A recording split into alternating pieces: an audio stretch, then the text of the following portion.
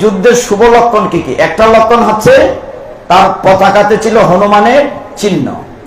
দ্বিতীয় শুভ লক্ষণ কি? যে ক্ষেত্রটা ধর্মক্ষেত্র, এখানে ধর্মের জয় অধর্মের ক্ষয়। তৃতীয় লক্ষণ কি?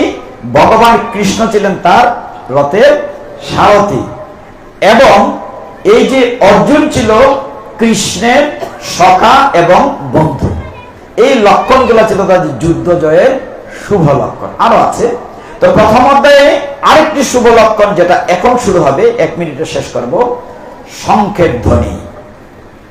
ভগবান যে শঙ্খটি বাজিয়েছেন তার নাম আপনারা সকলেই জানেন, পাঞ্চজন্য। আপনারা গান করে না, এবার বাজাও তোমার পাঞ্চজন্য। আরো যে শঙ্খগুলা ছিল, সুঘোষ, নন্দী, বিভিন্ন যুধিষ্ঠির, ভীম, অর্জুন, নকুল, সহদেবের মণি, পুষ্পক, আলাদা আলাদা শঙ্খের নাম ছিল।